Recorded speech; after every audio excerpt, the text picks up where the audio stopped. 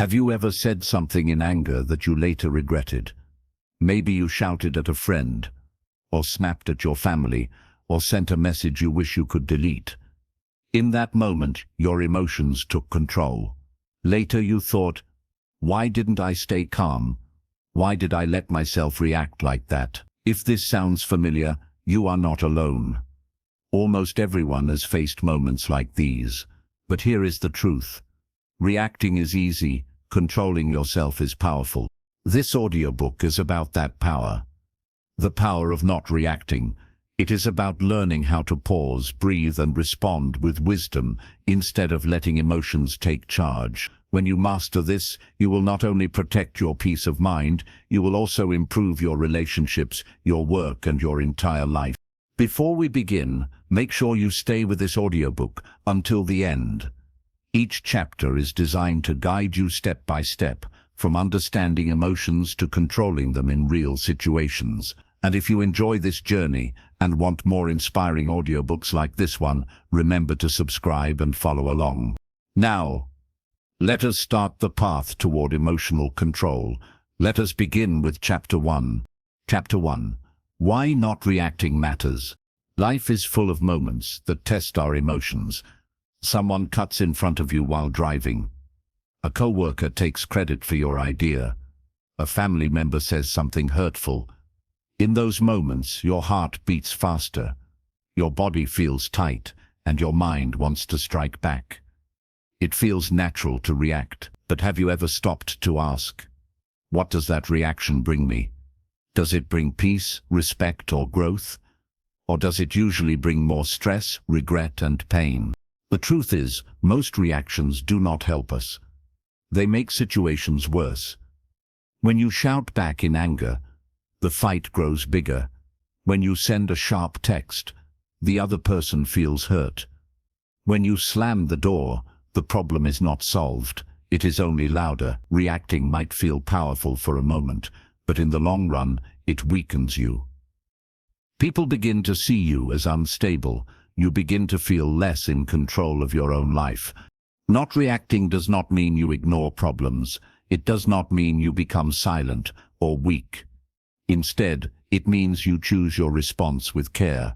You pause, you think, and you decide what is best for the moment. This is what gives you true control.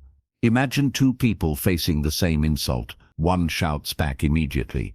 The other stays calm, takes a breath, and then speaks with clarity. Who looks stronger? Who earns more respect?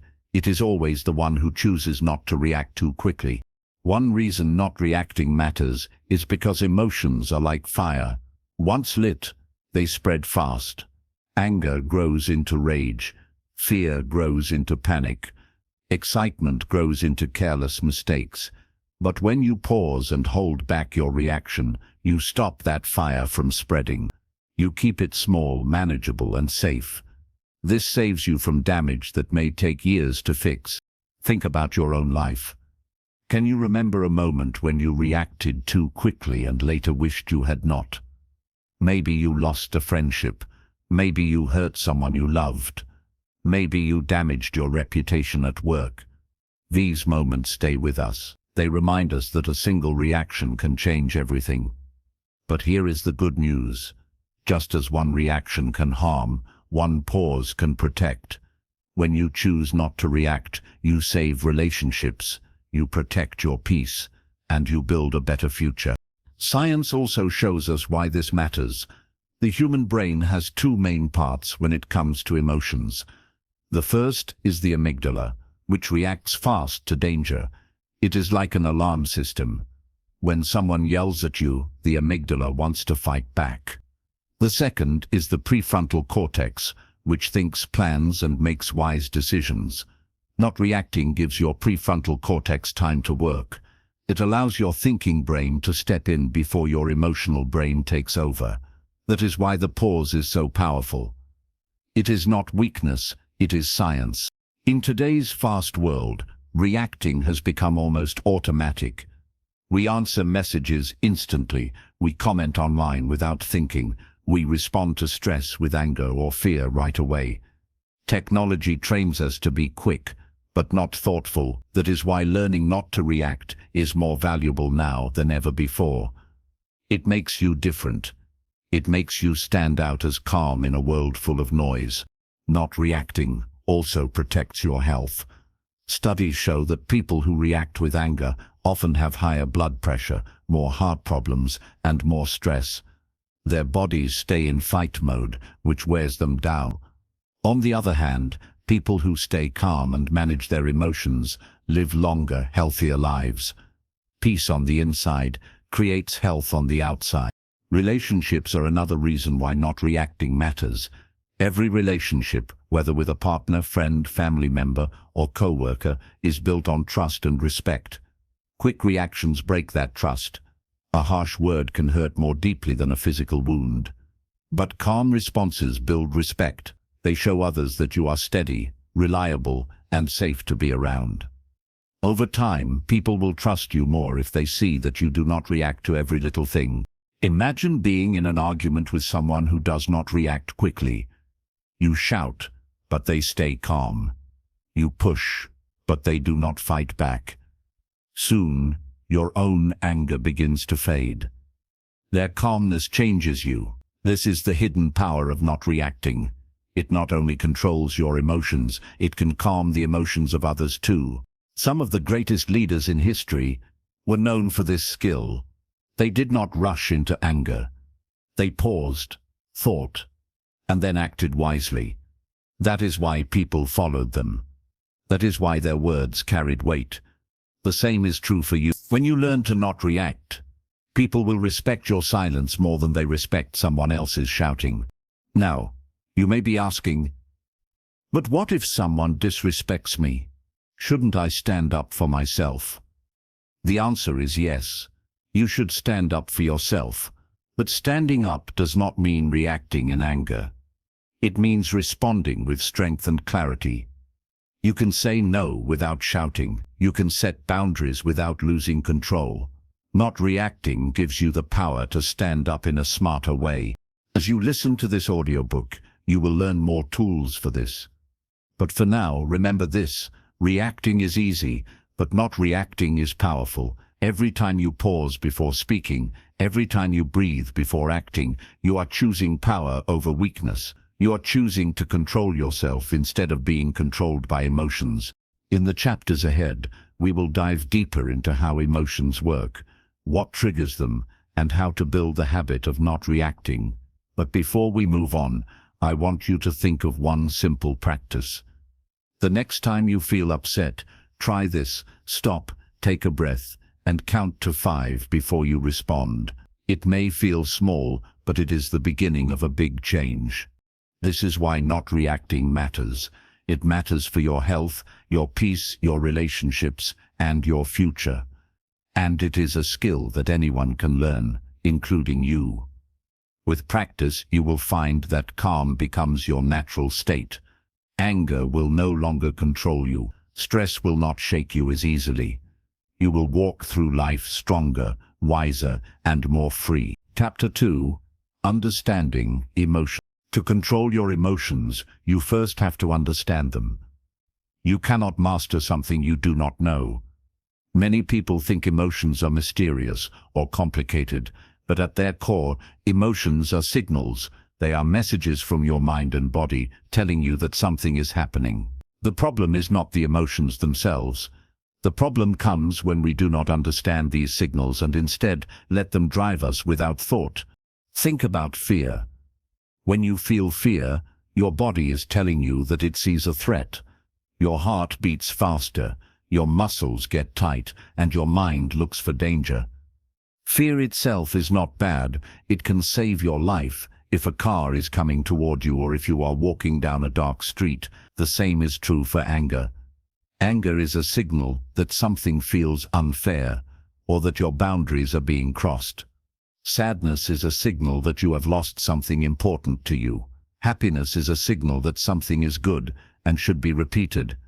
Every emotion has a message. The key is learning to listen to the message without letting the emotion control your actions. Scientists have studied emotions for many years. They found that emotions begin in the brain, in a part called the limbic system. Inside this system is the amygdala, which works like an alarm. When something happens, the amygdala reacts fast. It does not stop to think, it just sets off the alarm. That is why when someone yells at you, you feel your body tense up right away. Your thinking brain, called the prefrontal cortex, comes in later. It helps you decide what to do with that feeling. But because the amygdala is faster, we often react before we think. That is why so many of us say things we regret. Understanding this process is important. It shows us that emotions are natural. You are not weak because you feel angry, sad, or afraid. You are simply human, but you are also not a slave to those emotions. Just because the alarm rings does not mean you have to run around in panic. You can stop, listen, and then decide. That is the difference between reacting and responding. One way to understand emotions better is to notice how they feel in your body. Anger might feel like heat in your chest or pressure in your head. Fear might feel like tightness in your stomach or shaking in your hands. Sadness might feel like heaviness in your shoulders. Happiness might feel like lightness in your whole body. By noticing these signals, you begin to understand what your body is telling you. The more you notice, the more you can catch emotions before they control you. Another way is to ask questions. When you feel a strong emotion, pause and ask yourself, what am I feeling right now? Why am I feeling it? What is the message? For example, if you are angry because your friend cancelled plans, maybe the message is that you value time together. Instead of shouting at them, you can say calmly, I was really looking forward to seeing you. I feel disappointed. This way, you understand the emotion and express it without reacting in a harmful way. Understanding emotions also means knowing that they come and go. No feeling lasts forever. Anger rises and then falls. Fear grows and then fades. Happiness comes and then passes. The mistake people make is believing that emotions are permanent. In reality, they are like waves in the ocean. If you ride the wave instead of fighting it, it passes. When you remember this, it becomes easier not to react. You can say to yourself, this anger will pass. I do not need to let it control me. Children often struggle with emotions because they do not yet understand this. They cry loudly when they are sad, or throw tantrums when they are angry, because they think the feeling will last forever. But as we grow, we can learn that feelings are temporary. By keeping this truth in mind, we gain power over them. Culture also shapes how we see emotions. Some people are taught that showing anger is strength. Others are taught that showing sadness is weakness. But the truth is, all emotions are natural. None of them are good or bad by themselves. What matters is how we use them. Anger can lead to courage if used well, but it can also lead to destruction if not controlled. Fear can keep you safe, but too much fear can hold you back from living fully. Happiness can motivate you, but chasing it too hard can leave you empty. By understanding emotions, you learn to use them instead of letting them use you. There is another important point. Emotions are connected to thoughts. The way you think about a situation changes how you feel about it. If someone cuts you off in traffic, one thought might be, that person disrespected me. That thought creates anger. Another thought might be, maybe they are rushing to the hospital. That thought creates patience. The situation is the same, but the emotion changes because the thought changes. This means that by changing your thoughts, you can change your emotion. This is a powerful tool you will learn more about later in this book. For now, the key lesson is this. Emotions are not enemies. They are teachers. They are signals. They are messages about what matters to you. When you fight them, they grow stronger. When you ignore them, they come back louder. But when you listen to them with calm awareness, you learn from them and then choose your best response. So the next time you feel a strong emotion, do not rush to act. Instead, pause and notice it. Ask yourself, what is this feeling? Where is it coming from? What is it trying to tell me? This small practice will help you build understanding, and the more you understand, the easier it will be to control. Remember, you cannot stop emotions from rising. That is impossible. But you can stop them from ruling you. You can notice them, learn from them, and then choose what to do. This is the foundation of emotional control. And it all begins with understanding. As we move to the next chapter, keep this truth in mind. Emotions are signals, not orders. They are waves, not chains. They are guides, not masters. The better you understand them, the stronger you become. And when you truly understand your emotions, you will no longer be their prisoner, you will be their leader. Chapter 3. The cost of overreaction. Every action we take has a cost. Some costs are small, and some costs are very large. When it comes to emotions, the cost of overreaction can be higher than we think. Many people do not realize how much they lose when they let emotions control them. A single moment of anger, fear, or frustration can leave behind damage that lasts for years. To understand the power of not reacting, we must first understand the price of reacting too much. Think of a time when someone said something rude to you. Your heart beat faster, your face grew hot, and you reacted. Maybe you shouted back. Maybe you slammed the door. Maybe you posted something online without thinking. For a short while, it might have felt good. It felt like you were standing up for yourself. But after the rush faded, what was left? Often there is regret, shame, or guilt. You may even hurt someone you cared about. This is the hidden cost of overreaction. One of the biggest costs is broken relationships. Words spoken in anger cannot be taken back. Even if you say sorry later, the memory stays in the other person's heart. Over time, these small cracks grow into big walls between people. Friends drift apart. Couples fight more often. Families stop talking. Many relationships that could have lasted for life end early because of repeated overreactions. People may forgive, but they do not always forget. Another cost is lost respect. In every group, there are people others look up to. Those people are usually calm and steady. On the other hand, those who are quick to react are often seen as unstable. Imagine a boss who yells at their team every time something goes wrong. At first, people might obey out of fear, but soon they stop respecting that boss. They do the work only because they must, not because they trust or admire the leader. In the same way, when you overreact often, people lose respect for you. They see you as controlled by your emotions rather than in control of them. Overreaction also harms opportunities. Imagine being in a job interview. A question makes you uncomfortable. Instead of staying calm, you snap back or show frustration. That one reaction could cost you the job. Or imagine being in a classroom, a teacher corrects you, and you react by arguing loudly. That could affect your grades, your reputation, and your future. Opportunities are lost every day because people react too strongly instead of staying calm. Health is another hidden cost. When you overreact, your body goes into stress mode. Your heart beats faster, your blood pressure rises, and stress hormones flood your system. If this happens once in a while, the body can recover.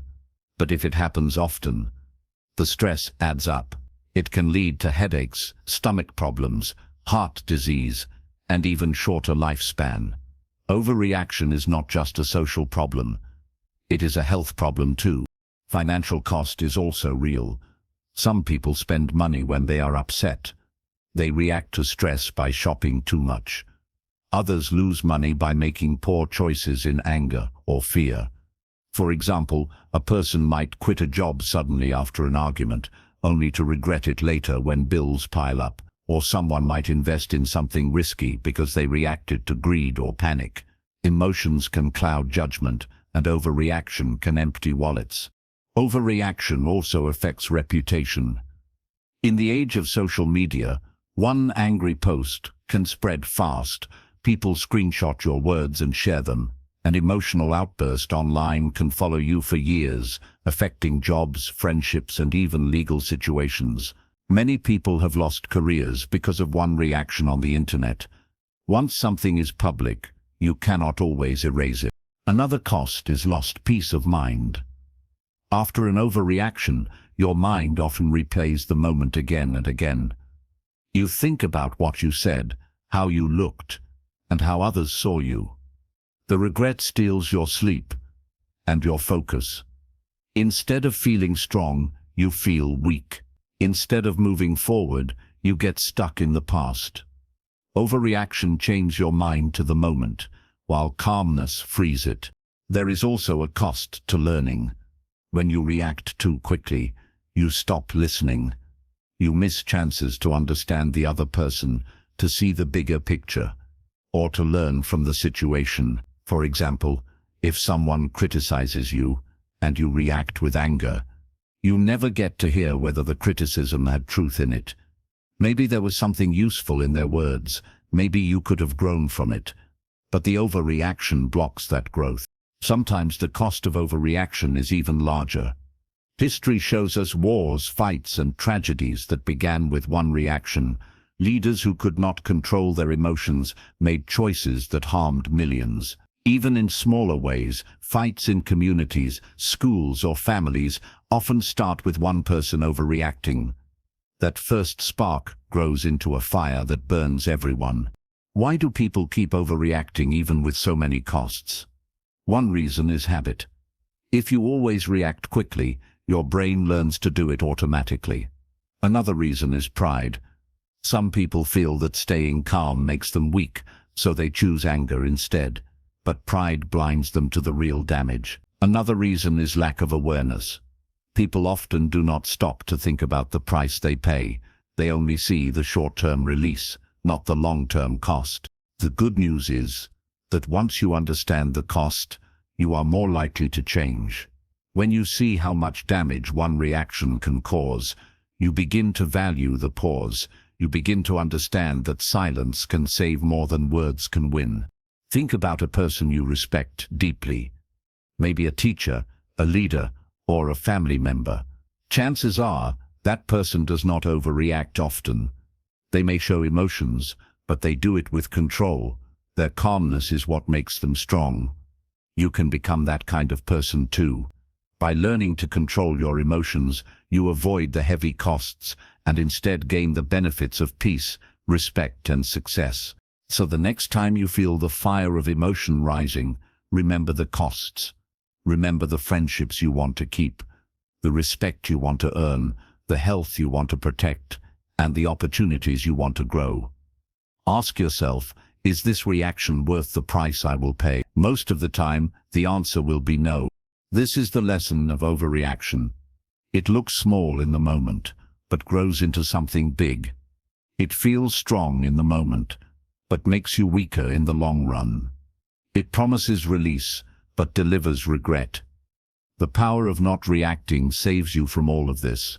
It protects your relationships, your respect, your health, your money, your reputation, and your peace. That is why this book matters, and that is why you are here, listening and learning. In the next chapter, we will look at the science of self-control. We will see how the brain and body work together, and how you can train yourself to stay calm when emotions rise. But for now, let this truth sink in.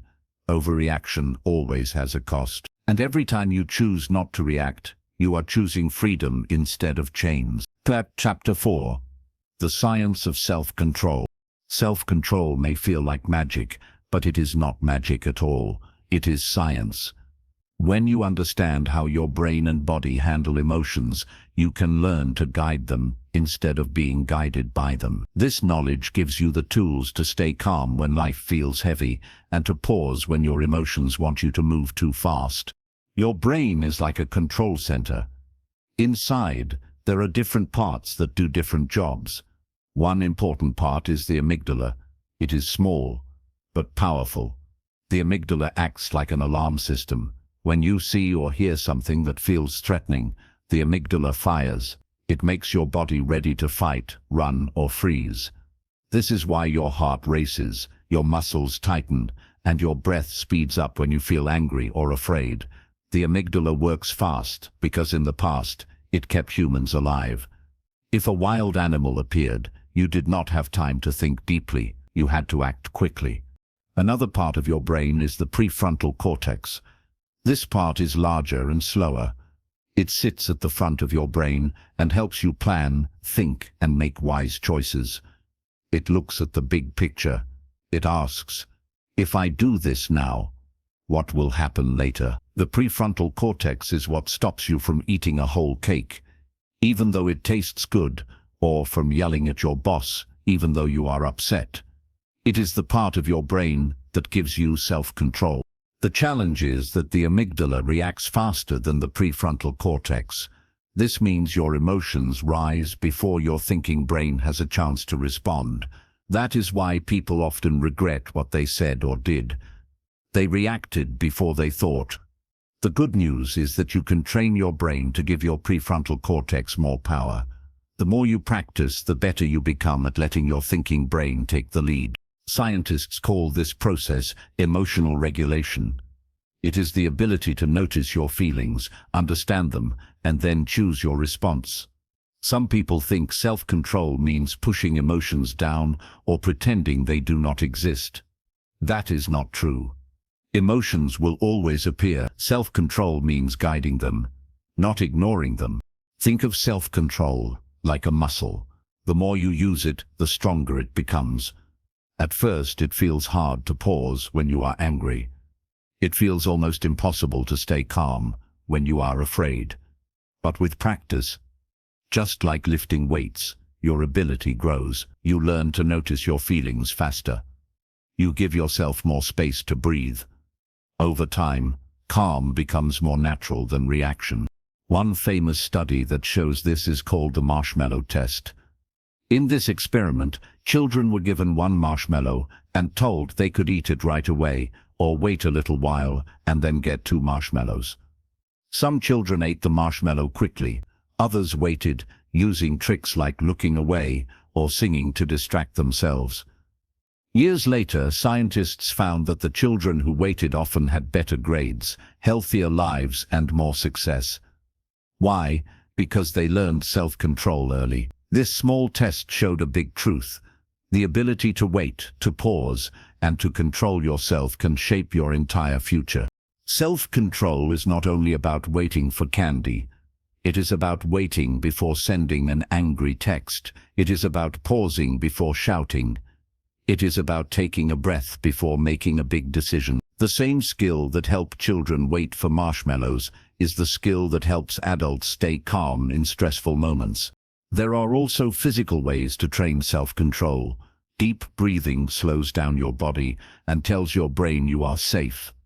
Mindfulness teaches you to notice emotions without being trapped by them.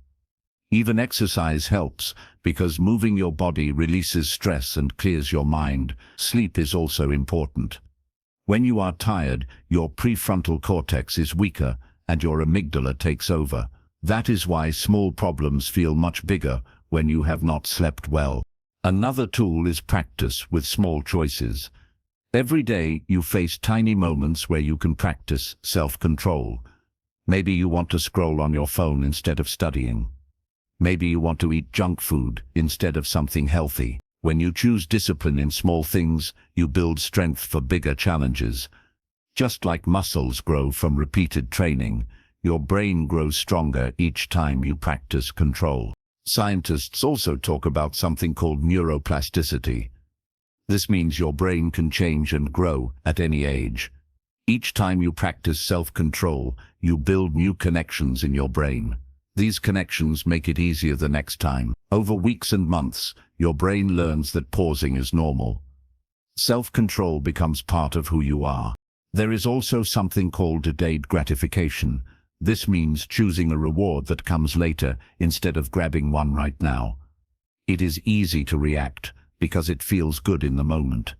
But self-control means asking, what will this bring me later? For example, reacting in anger might feel powerful now, but later it brings regret. Staying calm may feel hard now, but later it brings peace and respect. When you keep the future in mind, you make better choices in the present.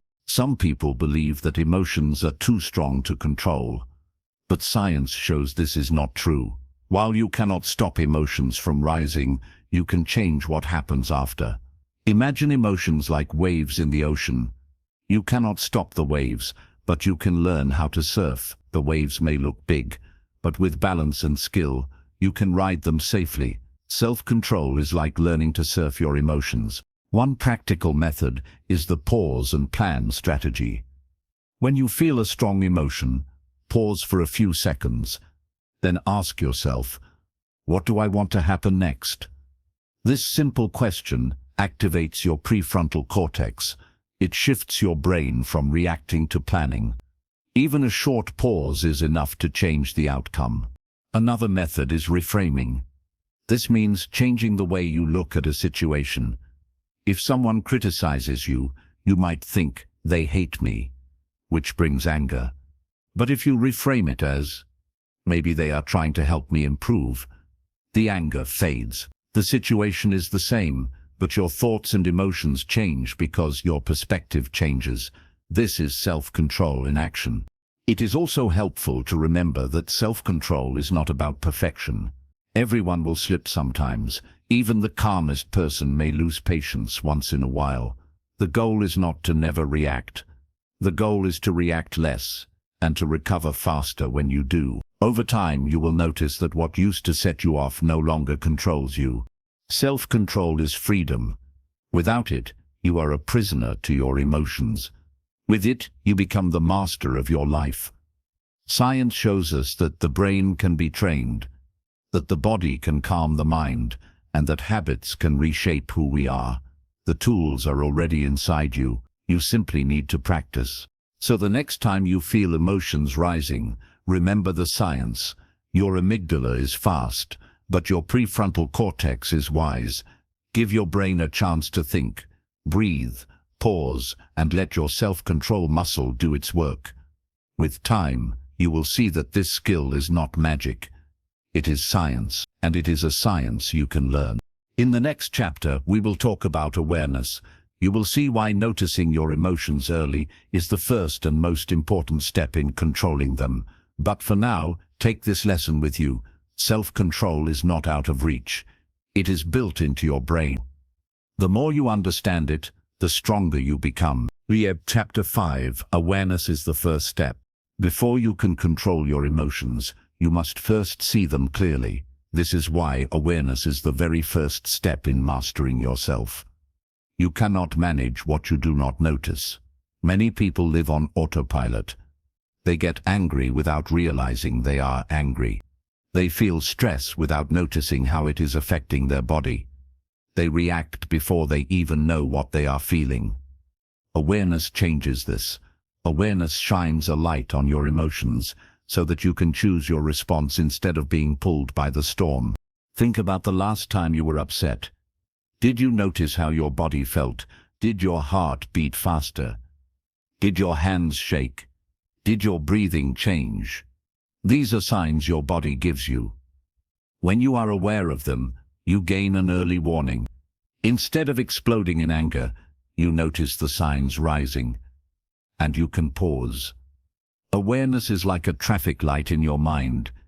It turns yellow before it turns red. If you see the yellow light, you know to slow down. Without awareness, you rush into the red and crash. Awareness is not something you are born with at full strength. It is a skill you can practice. The more you pay attention to your emotions, the more you will see patterns.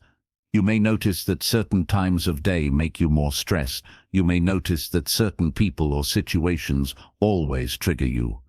You may notice that your body sends signals before your mind does. This information is powerful. Once you see it, you can prepare. One simple practice is to pause during your day and ask, what am I feeling right now? It sounds too easy, but it works. Most people never stop to ask themselves this question. They rush from one moment to the next, carried by feelings they do not name. But when you pause and put a name on your emotion, you bring it into the light. For example, you may say, I feel nervous, or I feel angry, or I feel tired. Naming the feeling reduces its power. It stops being a vague storm and becomes something you can face. Another practice is to pay attention to your body. Your body speaks even before your mind does. Anger might show up as heat in your chest. Anxiety might feel like a knot in your stomach. Sadness might feel like heaviness in your shoulders. Joy might feel like lightness in your face. By noticing these sensations, you train yourself to see emotions early. It is like catching a small fire before it grows into a blaze. Awareness also means paying attention to your thoughts. Our thoughts feed our emotions. If you keep thinking, "This is unfair," your anger grows. If you keep thinking, "I cannot handle this," your fear grows. If you keep thinking, "I am grateful for this," your joy grows. By being aware of your thoughts, you can see which ones are helping you and which ones are hurting you. You can then choose to change them. Some people think awareness means judging yourself. They think they must label emotions as good or bad. But true awareness is not judgment. It is simply noticing. It is like a mirror. A mirror does not say if you look good or bad. It simply shows you what is there. In the same way, awareness simply shows you your feelings. You can then decide what to do with them. Mindfulness is one powerful way to build awareness. Mindfulness means paying attention to the present moment without judgment. You can practice it by focusing on your breath for a few minutes each day. Notice the air coming in and going out. When your mind wanders, gently bring it back. This simple exercise strengthens your ability to notice what is happening inside you. Over time, mindfulness helps you catch emotions before they take control. Journaling is another tool. At the end of the day, write down what you felt and why. Describe the moments when you reacted and when you stayed calm. Writing makes your inner world more clear.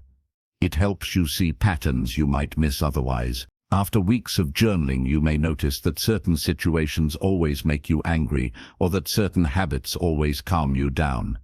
This knowledge gives you power. Awareness also includes being present in your surroundings. Sometimes we react because we are not truly paying attention. We are lost in our phones or our thoughts. Then something happens and we explode because we were not ready. Being present means noticing what is happening around you. It means listening when someone talks instead of planning your reply. It means observing small details like the tone of voice or the look on someone's face.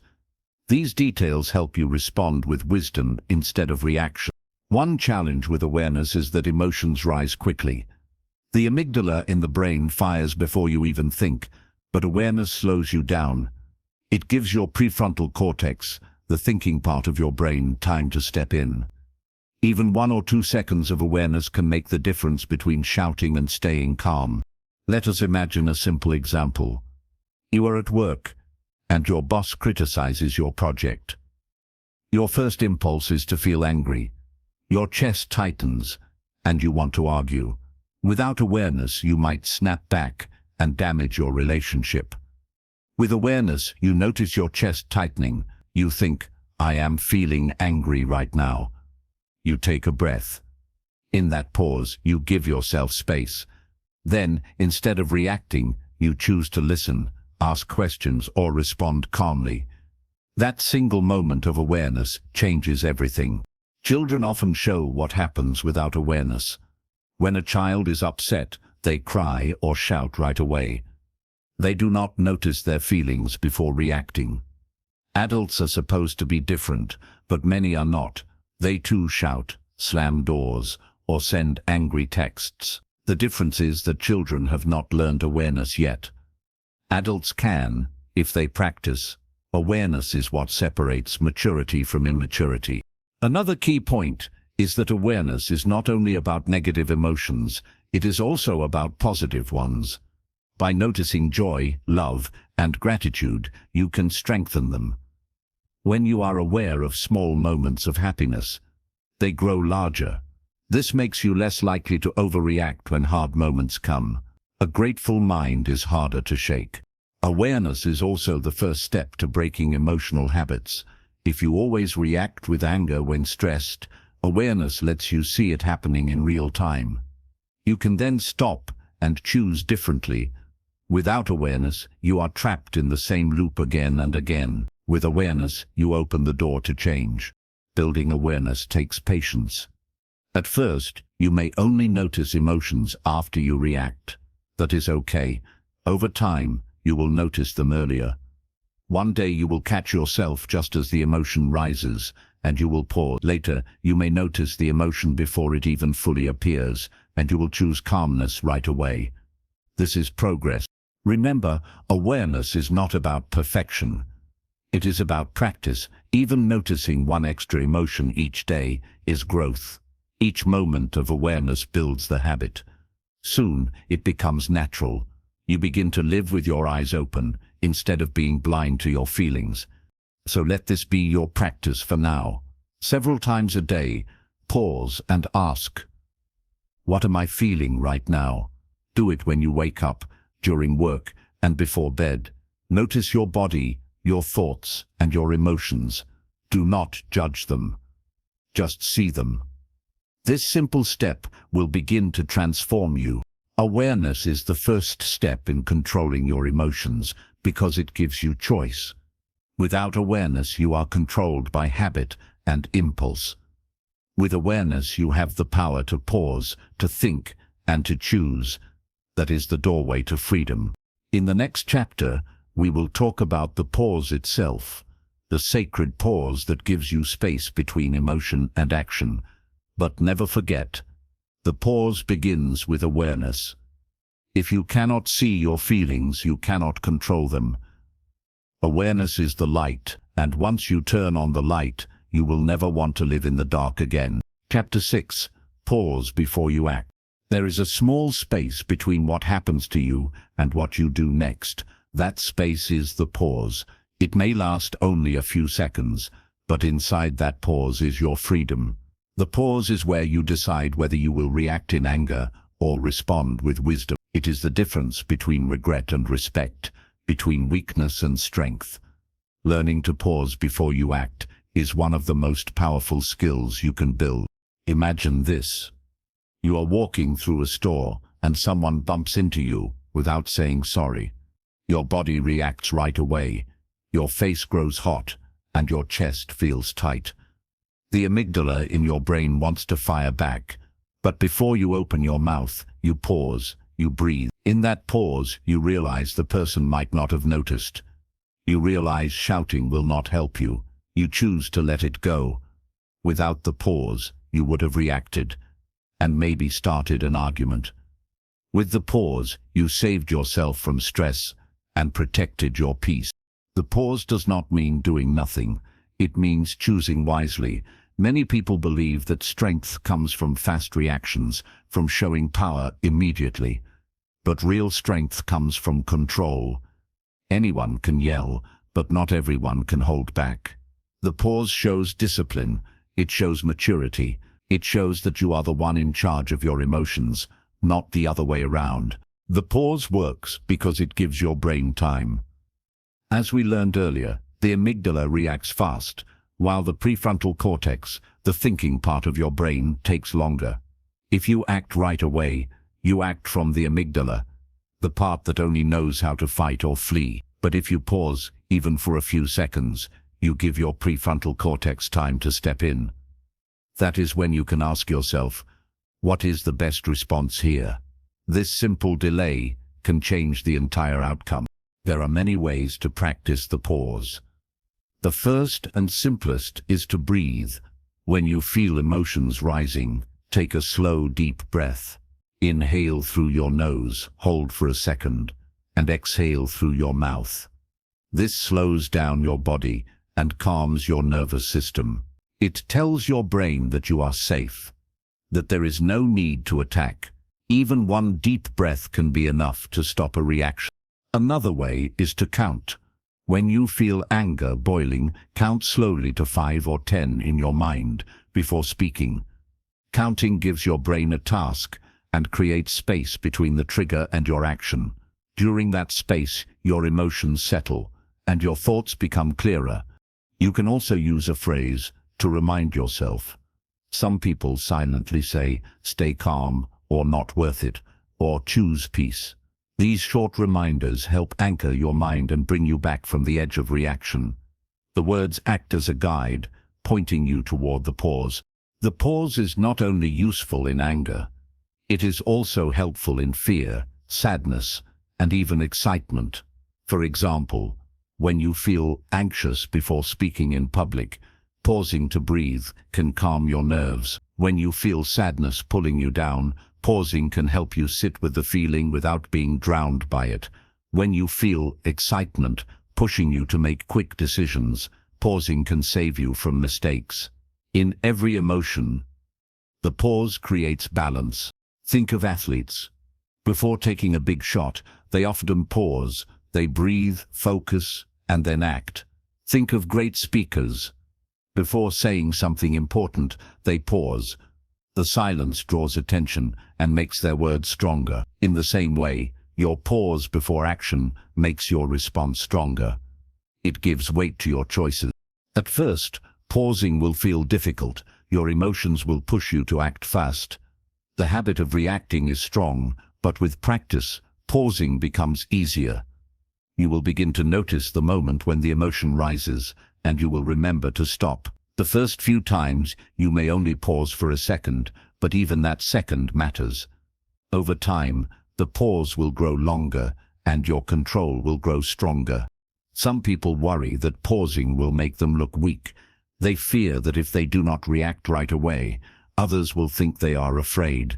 But in truth, pausing makes you look wiser. People respect those who think before they speak. They trust those who stay calm under pressure. What looks like weakness to some is actually great strength. Another benefit of pausing is that it often changes the other person too. When you do not react, their anger may cool down. Your calmness can influence their emotions. Many fights fade because one person paused instead of fueling the fire. By pausing, you not only protect yourself, you also protect the situation from growing worse. There are countless stories of people whose lives changed because they learned to pause. A student who paused before arguing with a teacher kept his place in school. A worker who paused before replying to a rude boss kept her job and later earned respect. A parent who paused before yelling at a child kept the bond strong and taught patience instead of fear. The pause may look small, but it saves relationships, careers, and futures. To build the habit of pausing, practice in small daily moments. When your phone buzzes with a message, pause before opening it. When you are about to reply to someone, pause before speaking. When you crave junk food, pause before eating. These small pauses train your brain. They make it easier to pause in bigger emotional moments. It is also important to forgive yourself if you forget to pause. Nobody is perfect. Sometimes the emotion will win, and you will react. That is part of being human. But each time you remember, you get stronger. The goal is progress, not perfection. The pause is a gift you give yourself. It is a doorway to freedom. Without it, you are trapped in the cycle of reaction and regret. With it, you step into control, choice, and peace. It may last only seconds, but those seconds are powerful enough to change your life. So the next time you feel emotions rising, remember the pause. Take a breath. Count to 5. Say a calming phrase. Let your brain catch up to your feelings. Then choose your response with wisdom. The pause is small, but inside it is the power to change everything. In the next chapter, we will learn about reframing your thoughts and how changing your perspective can change your emotions. But always remember, reframing and every other tool begins with this one: pause before you act. Without the pause, there is no choice. With the pause, you can build the life you want. Chapter 7. Reframing your thoughts. How you think shapes how you feel. The same event can make one person angry and another person calm. The difference is not in the event itself, but in the way they see it. This is the power of reframing. Reframing means changing the way you look at a situation so that you see it in a more helpful way. When you reframe your thoughts, you change your emotions, and when you change your emotions, you change your actions. Imagine two people stuck in traffic. One person thinks, "This is a waste of my time. I can't stand it." They grip the wheel, their face grows red, and they feel anger. Another person in the same traffic thinks, "This gives me time to listen to my favorite music or to breathe and relax." They lean back, smile, and stay calm. The traffic is the same, but the frame of thought is different. One frame creates stress, the other creates peace. This shows why reframing matters so much in emotional control. Often, we react not because of what happens, but because of how we think about what happens. If you believe someone is insulting you, you react with anger. But if you believe they are simply having a bad day, you feel compassion instead. Your thoughts are the lens through which you see the world. Change the lens, and the picture changes. Reframing does not mean lying to yourself or pretending that problems are not real. It means choosing a perspective that helps you instead of harms you. For example, losing a job can feel terrible. If you frame it as "I am a failure," the emotion will be despair. But if you frame it as "This is a chance to find a new path," the emotion becomes hope. Both frames are possible. You choose which one to live with.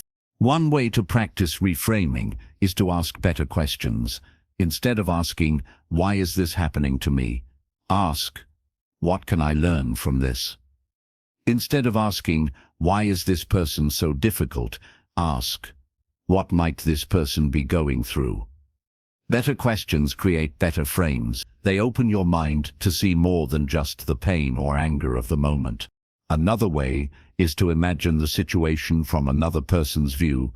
If someone cuts you off in traffic, your first thought may be, "They disrespected me." But what if you reframe it as, "Maybe they are rushing to an emergency"? Your anger softens, even if it is not true. Choosing that frame saves your peace. Compassion is often just a frame away. Reframing can also help in failure. When you fail, your first thought might be, "I am not good enough."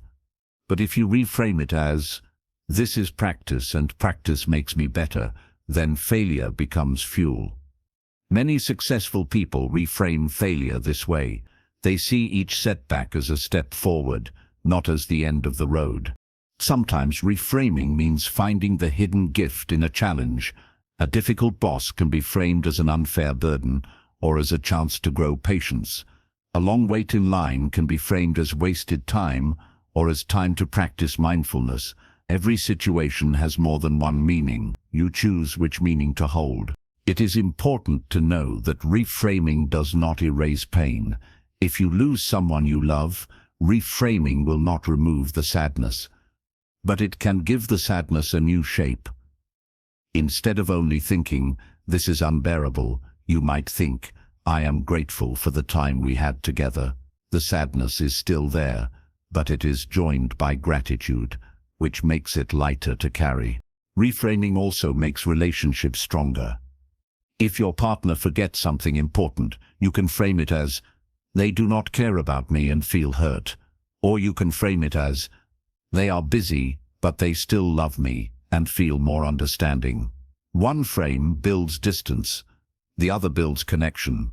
One practice that helps with reframing is to pause and write down your first thought when something happens.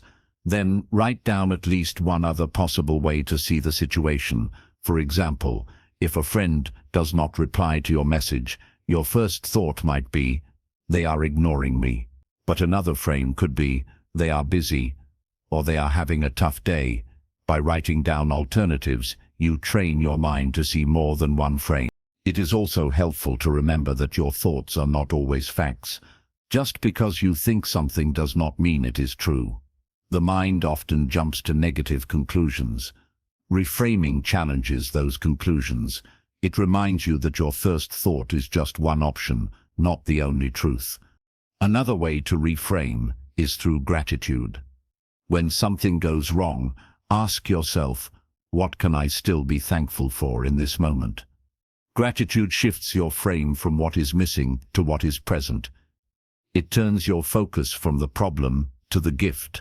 This simple shift can calm even strong emotions. Sometimes reframing takes practice with small things. If it rains on your day off, instead of thinking, "My plans are ruined," you can reframe it as, "This is a chance to rest or read." If a store is out of your favorite food, instead of thinking, "This is terrible," you can reframe it as, "I get to try something new." These small reframes build the habit so that in bigger moments, your mind knows how to shift. Over time, reframing becomes natural. You will start to see that every challenge carries more than one meaning. You will see that you always have a choice in how you think, and as your thoughts change, your emotions change too. Anger will turn into patience, fear into courage, sadness into wisdom. Reframing is not about escaping reality. It is about creating a reality where you are stronger than your emotions. It is about taking back the power that negative thoughts try to steal from you. It is about living with eyes wide open, choosing the frame that serves your peace. So the next time you feel anger, sadness, or fear, stop and ask yourself, is there another way to see this? That single question may open a door to calm. The event may not change, but your mind will. And when your mind changes, your life changes. In the next chapter, we will go deeper into emotional triggers and how to handle them. You will see how reframing and awareness work together to disarm the moments that usually control you. But for now, remember this truth. Your thoughts shape your emotions, and your emotions shape your life. Reframe your thoughts, and you reshape your world. Chapter 8: Emotional Triggers and How to Handle Them. Everyone has triggers. A trigger is something that sets off an emotion quickly, almost like pushing a button. It can be a word, a tone of voice, a memory, or even a place. When a trigger is pressed, emotions rise fast, and we often react without thinking. If you want to control your emotions, you must first understand your triggers and then learn how to handle them. Think about a time when you felt a sudden rush of anger or sadness. Maybe someone laughed at you, and you felt disrespected. Maybe a certain song reminded you of a painful memory, and you felt heavy inside. Maybe a coworker used a tone that made you feel small. These are triggers. They wake up emotions that are already inside you. Without awareness, triggers control your actions. With awareness, you can take your power back. Triggers are different for everyone.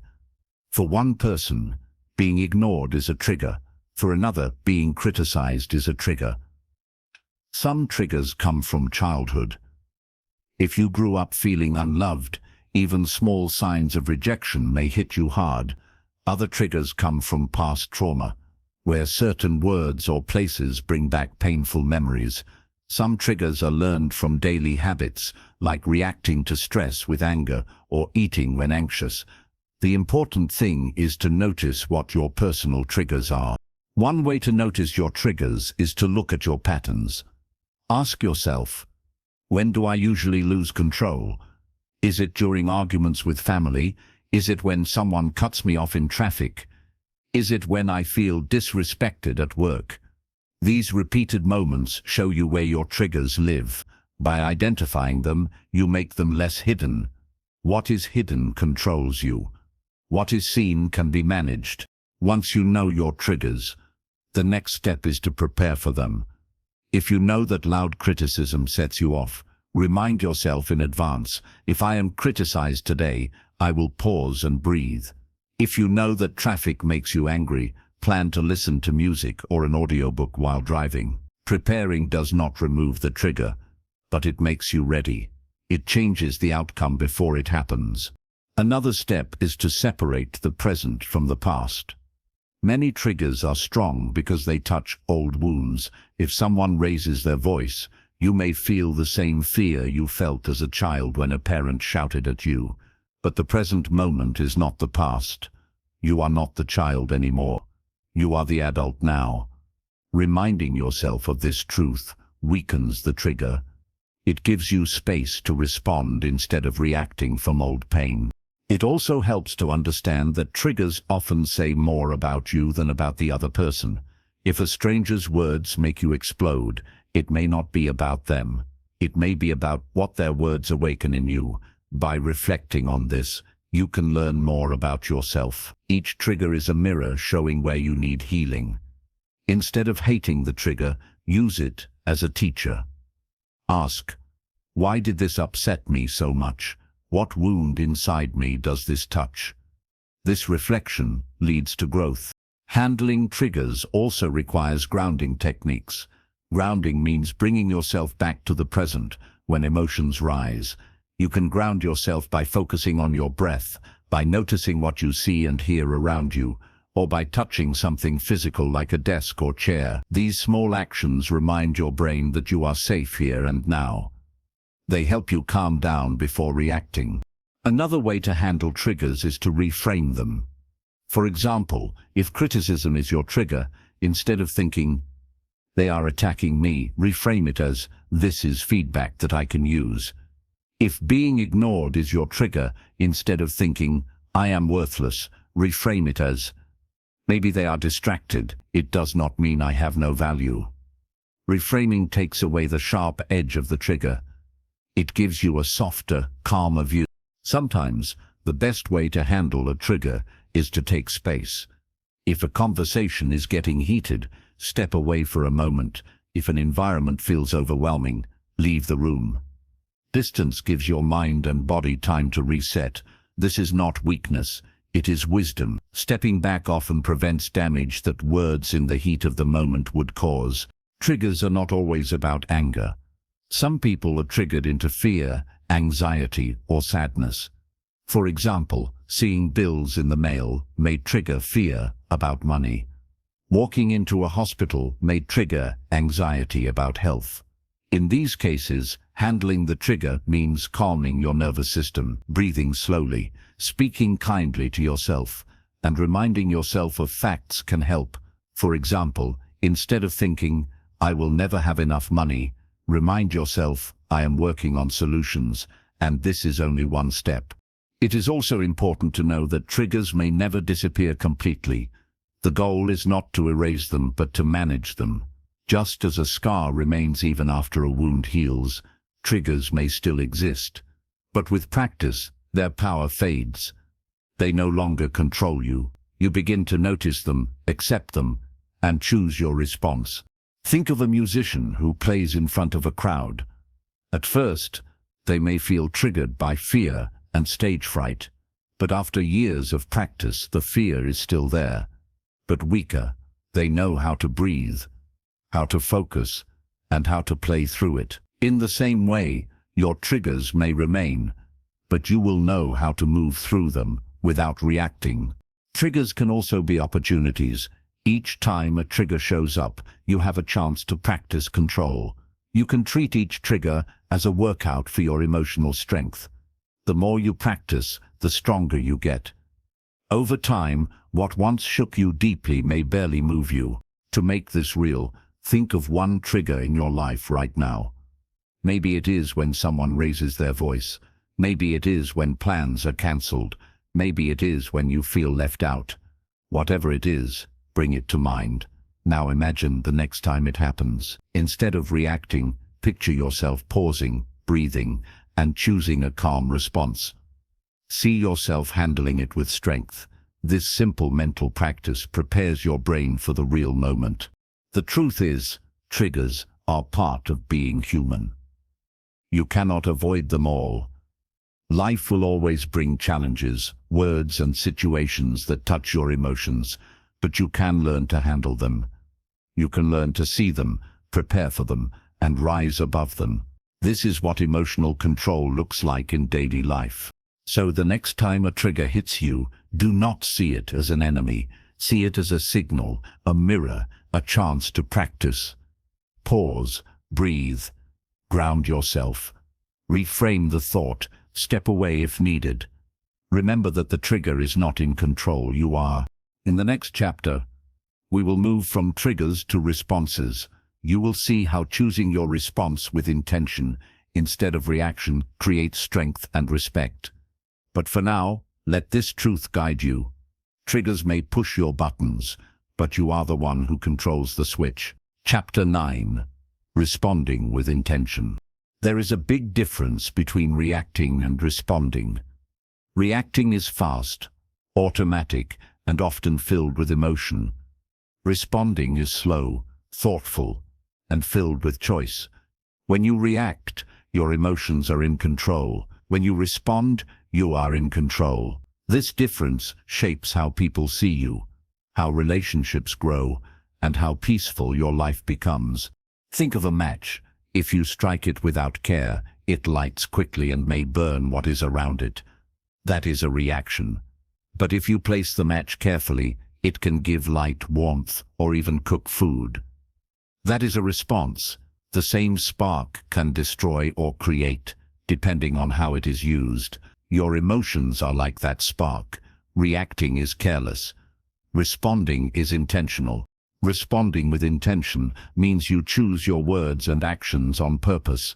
It means you pause, think, and then act in a way that serves your values and goals. You are not controlled by the heat of the moment. You are guided by what matters most to you. Imagine you are at work, and a co-worker criticizes your idea in front of others. The reaction would be to defend yourself loudly, maybe even insult them back. This may feel good for a moment but can damage your reputation. The response, however, might be to breathe, thank them for their input, and calmly explain your view. This response shows maturity and earns respect. It also keeps the door open for future teamwork. The situation is the same, but the outcome is completely different because of how you chose to handle it. Responding with intention is not about being silent or weak. It does not mean letting others walk over you. It means standing strong, but with clarity and calmness. You can say no without shouting. You can express your feelings without attacking. You can protect your boundaries without losing respect. This balance is the art of responding. To respond with intention, you first need to know your values. What kind of person do you want to be? Do you want to be known as calm or angry, wise or reckless, peaceful or chaotic? When you are clear about your values, your responses can reflect them. For example, if respect is one of your values, then even when someone disrespects you, you choose to respond with respect. Not because they deserve it, but because that is who you are. Another part of responding is thinking about the outcome. Ask yourself, what result do I want here? If you want peace, then shouting will not help. If you want understanding, then listening is better than arguing. If you want respect, then calmness will serve you more than anger. When you focus on the outcome, your response becomes intentional. Responding also means choosing the right time. Sometimes the best response is to wait. If you are too emotional, you may not be ready to speak wisely. Taking time to cool down is not avoiding the problem. It is preparing to handle it well. Many problems are solved not by reacting in the moment, but by waiting and returning with a clear mind. Tone also matters in your response. Words can be sharp or gentle, even when they mean the same thing. For example, saying, "You are wrong," sounds harsh. But saying, "I see it differently," opens space for dialogue. The response is intentional when it is chosen with care for how the other person will receive it. Responding with intention can also stop conflicts from growing. When one person reacts with anger, the other usually reacts too, and the fight grows. But if one person responds calmly, the cycle breaks. The calm response cools the situation instead of fueling it. This is why great leaders are often remembered for their calm presence. Their responses keep peace in moments when others might have lost control. There are many examples in daily life where responding matters. A parent with a child can react by yelling when the child misbehaves, or they can respond with patience and guidance. A friend can react with jealousy when left out, or they can respond by calmly sharing their feelings. A student can react with fear during a test, or they can respond by focusing on one question at a time. Each response shapes the future differently. Responding with intention also means practicing empathy. When you try to understand the other person's feelings, your response becomes kinder. For example, if someone is rude to you, instead of reacting with anger, you might think, maybe they are going through a hard day. That thought changes your response from attack to compassion. You do not excuse bad behavior, but you choose not to let it control your peace. One of the best tools for responding is the pause. We spoke about this earlier, but it is worth repeating. The pause gives you time to shift from reaction to response. In the pause, you breathe, think, and remember your values. Without the pause, responses are almost impossible. With the pause, they become natural. Responding with intention is a skill you can practice. Start small. When someone interrupts you, instead of reacting, respond by listening first. When you get a stressful email, instead of typing back right away, pause and plan your words. When you feel judged, instead of defending yourself quickly, respond by asking questions. These small practices train your mind to respond instead of react. Over time, responding becomes your habit. People will notice. They will see you as calm, steady, and wise. They will come to trust you more because they know you will not lose control. Your relationships will grow stronger, your work will improve, and your peace will deepen. Responding with intention is one of the most powerful ways to live. It means you are not a puppet of your emotions, you are the director of your actions. It means you are not trapped in cycles of regret, you are building cycles of respect and peace. So the next time you feel emotions rising, ask yourself, what response matches my values? What response creates the outcome I want? Then act from that place. That is responding with intention. That is real control. In the next chapter, we will explore resilience. You will learn how to build strength so that even when life knocks you down, you rise again. But remember this, responding with intention is the bridge between awareness and action. It is the way you turn inner control into outer peace. Chapter 10, Building Emotional Resilience. Life will not always be calm. No matter how much you practice self-control, you will face challenges, pain, and stress. People will disappoint you, situations will test you, and emotions will rise again and again. The goal is not to live without problems. The goal is to build resilience, the strength to face problems without breaking. Emotional resilience means you can bend without snapping, you can fall without staying down, and you can feel emotions without being controlled by them. Resilience is not about ignoring pain. It is about carrying pain in a way that does not destroy you. Imagine a tree in a storm. A weak tree with shallow roots will fall when the wind blows hard, but a strong tree with deep roots bends with the wind and stands tall when the storm passes. In the same way, resilience gives you deep roots. It allows you to stand even when life shakes you. Resilience starts with acceptance. Many people waste energy wishing life were easier. They say, "This should not happen to me," or "Why is life so unfair?" But life is not always fair. Everyone faces stress, loss, and failure.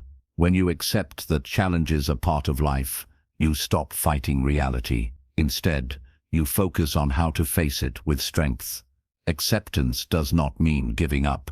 It means saying, "Yes, this is hard, but I will move forward anyway." Another part of resilience is flexibility.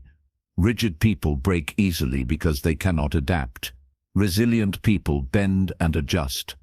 For example, if a plan fails, a rigid person reacts with anger and gives up. A resilient person says, "This plan did not work. Let me try another way." Flexibility keeps you moving when life blocks one path. It reminds you that there are always other roads to take. Resilience also grows through perspective. When something bad happens, it is easy to see only the pain. But if you step back, you often see that the event is not the end of everything. A failed exam is not the end of learning. A lost job is not the end of success. A breakup is not the end of love. Perspective reminds you that life is bigger than this moment. Pain is temporary, but your strength can last forever. Another key to resilience is self-care. You cannot face storms if you are already weak inside. Taking care of your body, mind, and spirit makes you stronger. Sleep gives your brain rest. Healthy food fuels your energy. Exercise reduces stress and builds confidence. Quiet time, prayer, or meditation gives peace to your spirit. These simple habits are like water and sunlight for your inner tree. They make your roots strong so you can stand tall in hard times. Resilience also comes from connection. No one can carry every burden alone. Friends, family, mentors, or even support groups give you strength. Talking about your feelings does not make you weak. It makes you human. Sharing your struggles helps lighten the load. When someone listens to you or encourages you, your resilience grows. Strong people are not those who never ask for help. Strong people are those who know when to lean on others. Another important part of resilience is meaning. When you connect your pain to a larger purpose, it becomes easier to bear. For example, someone working long hours to support their family feels tired, but also proud because the work has meaning. Someone facing illness may feel fear, but also courage because their fight inspires others. Finding meaning in struggle gives you the strength to keep going when you want to stop. Resilience also grows through practice. Every small challenge you face is a chance to build strength. Each time you handle stress without breaking, you train your mind. Just as muscles grow stronger when you lift weights, your resilience grows stronger when you face difficulties. Small problems prepare you for bigger ones. Failure is one of the greatest teachers of resilience. When you fail, you learn that failure does not kill you. You discover that you can try again, and sometimes you even grow wiser because of it. People who never fail often stay fragile because they never learn to rise. People who fail and rise again become resilient. They carry scars, but those scars are proof of survival. One practical way to build resilience is through gratitude. Even in the hardest times, there is something to be thankful for. Gratitude shifts your focus from what is missing to what is present. It reminds you that even in pain, there are gifts around you. Gratitude does not erase pain, but it balances it with hope. Another way is through positive self-talk. The words you say to yourself matter. If you keep saying, "I cannot do this," your strength fades. But if you say, "This is hard, but I can keep going," your strength grows. Resilient people encourage themselves when no one else is there. They speak hope into their own hearts. It is also important to be patient with yourself. Resilience is not built in one day. Just as a tree takes years to grow strong roots, your resilience grows slowly through practice. You may feel weak in some moments, and that is okay. The key is to keep trying, to keep standing, and to keep moving forward even when it feels hard. Examples of resilience can be found everywhere. Think of athletes who come back after injuries. Think of students who study harder after failing an exam. Think of parents who keep going even in the face of loss. Think of survivors of disasters who rebuild their lives from nothing. These stories show that resilience is not about never falling. It is about rising every time you fall. Resilience also connects to hope. When you believe that the future can be better, you find strength to keep going. Hope is like a light that guides you through the dark. Without hope, the dark feels endless. With hope, even the darkest night feels temporary. Building resilience means keeping hope alive, even when things are hard. So how can you apply this to your life? Start by accepting that challenges will come. Then prepare by taking care of your body and mind. Build connections with people who support you. Practice gratitude for what you have. Speak kindly to yourself. Look for meaning in your struggles. And remember that every difficulty is a chance to grow stronger. Resilience will not remove your emotions. You will still feel anger, sadness, fear, and pain, but resilience changes your relationship with those emotions. Instead of being crushed by them, you learn to carry them. Instead of running away, you learn to face them. Instead of staying down, you learn to rise. Building emotional resilience is the path to lasting peace. It does not promise a life without storms. It promises that you will stand through the storms. It does not promise a life without pain. It promises that pain will not defeat you. This is true strength. In the next chapter, we will explore empathy and how understanding others can reduce your own reactivity. But remember this: resilience is not about never falling. It is about rising again and again. Each time you rise, you prove to yourself that nothing can break you. And that is the heart of emotional strength. Chapter 11. The role of empathy.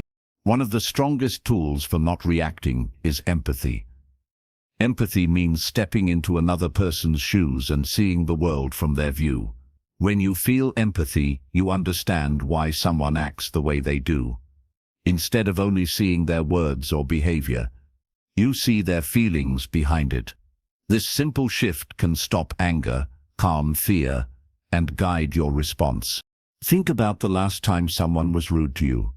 Your first reaction may have been to get angry. But what if you paused and asked yourself, why are they acting this way? What might they be going through? Maybe they were tired. Maybe they had a bad day. Maybe they were carrying stress you could not see. By imagining their side, your anger softens. You may even feel compassion instead. This is the power of empathy. It changes how you see people, and when your view changes, your emotions change too. Empathy does not mean you agree with bad behavior. It does not mean you let people walk over you. It simply means you try to understand before you respond. For example, if a coworker snaps at you, reacting with anger will create conflict. But if you respond with empathy, you might say, "It seems like you're stressed. Do you want to talk about it?" That response changes the direction of the moment. Instead of making the fight worse, it opens the door to peace. Empathy works because all humans want to be seen and understood. When people feel understood, their defenses go down. Their anger fades. Their fear lessens. This is why empathy is such a powerful tool in relationships. It helps you connect to others and makes it easier to control your own reactions. Empathy also helps with forgiveness. When someone hurts you, it is natural to react with pain or anger. But when you practice empathy, you begin to see that they too are human. They have flaws, fears, and wounds. Sometimes people hurt others because they are hurting inside. This does not excuse their actions, but it explains them. And when you understand, it is easier to let go of your anger and respond with peace. Science also shows the value of empathy. Studies on the brain reveal that when you imagine another person's feelings, certain areas of your brain light up. These are the same areas that activate when you feel emotions yourself. This means your brain is wired to connect with others. Empathy is not just a kind idea. It is part of how humans are built. By using it, you align with your natural ability to connect. Empathy can also make daily life easier. Imagine driving and someone cuts you off. If you assume they are careless, you react with anger. But if you imagine they are rushing to an emergency, your feelings change. You may even let them pass without stress. The event is the same, but empathy changes your frame. This saves you from carrying negative emotions the rest of the day. Another benefit of empathy is that it creates patience. When you see why someone is struggling, you are less likely to take their actions personally. For example, if a child throws a tantrum, instead of reacting with frustration, empathy helps you see that the child may be tired, hungry, or unable to express feelings. With this understanding, you respond with guidance instead of anger. Empathy is also important in leadership. A leader who reacts harshly to mistakes creates fear. A leader who responds with empathy creates loyalty. People work harder when they feel understood. They trust more when they know their leader cares about their struggles. In families, workplaces, and communities, empathy builds bonds stronger than any rule or command. Building empathy takes practice. One way is to listen more than you speak. When someone talks, really hear their words instead of planning your reply. Notice their tone, their body language, and their feelings behind the words. This deep listening helps you see beyond the surface. Another way is to ask questions. Instead of assuming, ask, How are you feeling, or what happened? Curiosity opens doors that judgment closes. You can also practice empathy through imagination. If someone acts rudely, imagine what their life might be like. Imagine the stress they carry, the struggles they face, the pain they hide. Even if you do not know the truth, imagining helps you respond with kindness instead of reaction. Empathy is not always easy. Sometimes people hurt you deeply, and your emotions scream louder than your compassion. In those moments, empathy may feel impossible, but even small steps of empathy can help. You may not excuse their behavior, but you can remember they are human, just like you. They too make mistakes. They too have feelings. This thought alone can keep you from reacting with hate. Empathy also works in reverse. When you understand yourself with empathy, you grow stronger. Many people react harshly to their own mistakes. They beat themselves up with criticism. But if you give yourself the same empathy you give others, you can respond to your own struggles with patience. Instead of saying, "I am such a failure," you say, "I am learning, and this is part of the process."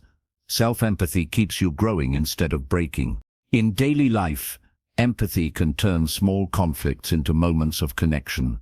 A misunderstanding with a friend can become a chance to understand them better. A disagreement with a partner can become an opportunity to grow closer. A rude stranger can become a reminder that everyone fights battles we cannot see. The role of empathy in not reacting is clear. When you see only actions, you react. When you see the feelings behind actions, you respond. Empathy slows you down, softens your anger, and opens your heart. It makes you wise in moments when others are foolish. It makes you calm in moments when others are loud. So the next time someone upsets you, pause and ask, what might they be feeling? What might they be going through? Even if you do not know the answer, the question itself will change your emotions. It will move you from reaction to response, from anger to compassion. In the next chapter, we will look at forgiveness and how letting go of past hurts frees you from emotional chains. But never forget this: empathy is not weakness. Empathy is strength. It gives you control over your emotions and builds bridges where walls once stood. With empathy, you not only control yourself, you also bring peace to the world around you. Chapter 12. Forgiveness and letting go. One of the hardest things in life is holding on to anger, pain, and resentment. When someone hurts you, your first instinct is often to react. You may want to shout, fight back, or carry the memory like a shield. But holding on does not heal you. It traps you. Forgiveness and letting go are not about excusing the wrong or forgetting the pain. They are about setting yourself free from the chains of the past. Imagine carrying a heavy backpack every day. Inside the backpack are all the moments when people hurt you. The insults, the betrayals, the lies, the disappointments. Each memory adds another stone. Over time, the backpack becomes so heavy that you can barely move forward. This is what holding on feels like. Forgiveness is not saying the stones never existed. Forgiveness is choosing to put the backpack down so you can walk freely again. Forgiveness does not mean you must trust the person again. Trust and forgiveness are different. Trust is earned, but forgiveness is given. You can forgive someone and still choose to keep distance if they continue to hurt you. Forgiveness is not about them. It is about you. It is about protecting your peace of mind and refusing to let their actions control your emotions. When you do not forgive, you continue to react. Even when the moment has passed, someone may hurt you once, but your mind and heart replay the pain again and again. Each time you replay it, you feel the same anger or sadness as if it just happened. In this way, you suffer not once but many times. Forgiveness breaks this cycle. It says, "I will not carry this pain anymore." Letting go is not easy. Some wounds go deep, some betrayals cut like knives. But remember, forgiveness is a process. It does not have to happen all at once. Sometimes it begins with the simple decision: I want to be free of this anger. Even if your feelings do not change right away, the intention is the first step. With time, your heart begins to soften. The weight begins to lift. There are many reasons why forgiveness is powerful. First, it protects your health. Studies show that holding on to anger raises stress, blood pressure, and heart problems. People who forgive often live longer and feel lighter. Forgiveness heals the body as well as the heart. Second, forgiveness strengthens relationships. No one is perfect. Everyone makes mistakes. If you expect perfection, you will always be disappointed. Forgiveness allows people to grow together. It allows love, friendship, and trust to rebuild. Without forgiveness, even small mistakes can destroy important bonds. Third, forgiveness builds inner peace.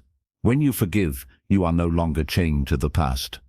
You can live in the present. You can focus on today instead of replaying yesterday. This peace is priceless. It allows you to sleep better, breathe easier, and feel joy again. Sometimes the hardest person to forgive is yourself. Many people carry guilt for mistakes they made long ago. They replay their failures again and again. They punish themselves with harsh thoughts. But self-forgiveness is just as important as forgiving others. You cannot change the past, but you can learn from it. You can say, "I was wrong, but I am growing. I forgive myself so I can move forward." Without self-forgiveness, you stay stuck. With it, you begin again. One way to practice forgiveness is to reframe the situation. Ask yourself, what can I learn from this pain? How has it made me stronger? When you see the lesson inside the hurt, it becomes easier to let go.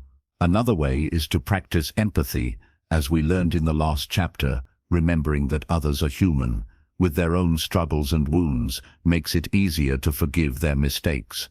Letting go also means releasing the desire for revenge. When someone hurts you, it is natural to want them to feel the same pain. But revenge only continues the cycle. It does not heal you. It keeps you tied to the person who hurt you. Forgiveness breaks that tie. It allows you to move on, whether or not they ever apologize. It is important to remember that forgiveness does not mean forgetting. The memory may remain, but it no longer controls you. You may remember the wound, but the sting fades. You carry wisdom instead of anger. Forgiveness is not weakness. It takes great strength to let go of pain. Anyone can hold a grudge, but only the strong can release it. Forgiveness shows that you are not ruled by the actions of others.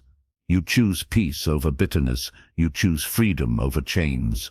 Think about water. When water flows, it is clear and fresh. But when water is trapped and does not move, it becomes dirty and heavy.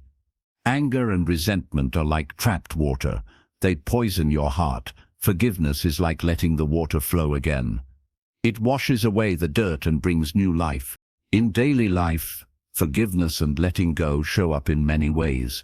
A friend forgets your birthday, and you forgive. A family member says something unkind, and you let it go. A partner makes a mistake, and you choose patience. These small acts of forgiveness build habits of peace. Over time, your heart grows lighter, and your spirit grows stronger. Forgiveness is also a gift you give to the future. When you let go of past hurts, you make space for new joy. When you release anger, you make room for love. The future cannot grow if the past takes up all the space.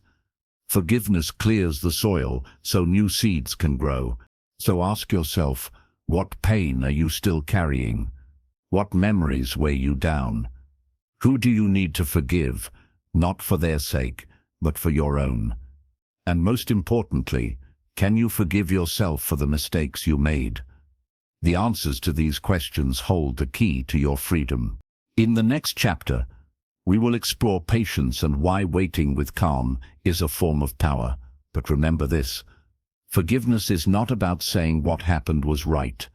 It is about saying you will no longer let it control your heart. To forgive is to let go, and to let go is to live free. Chapter 13. The power of patience. Patience is often seen as a small virtue, but in truth it is a great power. Patience is the ability to wait without frustration, to stay calm while life unfolds, and to trust the process even when results are slow. Without patience, people react quickly, make poor choices, and create stress. With patience, you gain control, wisdom, and peace. Think about a farmer planting seeds. The farmer cannot dig up the soil every day to see if the seeds are growing. If he does, the seeds will never grow. He must water them, care for them, and wait. In time, the plants will appear. This is patience. Life works in the same way. Many things take time. Growth takes time. Healing takes time.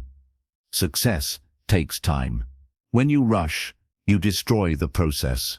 When you are patient, you allow good things to unfold. Patience is deeply connected to emotional control. When you lack patience, you react. You shout in traffic, argue with loved ones, or quit when things feel slow. But when you have patience, you pause, you breathe. You remind yourself that not everything happens right away. Patience gives space for better choices. Patience also helps in relationships. Arguments often grow because people react too quickly. One person speaks, the other interrupts, and the fight grows louder. But if one person chooses patience, they listen first. They wait before replying. They let emotions settle. This patience can stop the conflict before it grows. It can turn anger into understanding. It can turn distance into connection. Patience is also important in reaching goals. In today's world, people want fast results. They want success overnight, health in a week, and skills without practice. But real growth never happens instantly. A strong body takes months of training. A new skill takes years of learning. A dream takes effort and time. Without patience, people give up too soon. With patience, they keep going until the results come. Patience also reduces stress. When you are impatient, every delay feels like an attack. Waiting in line, sitting in traffic, or facing a slow computer makes you angry. But when you practice patience, those same moments become peaceful. You use the time to breathe, think, or simply be still. Instead of letting small delays control your emotions, you control how you see them.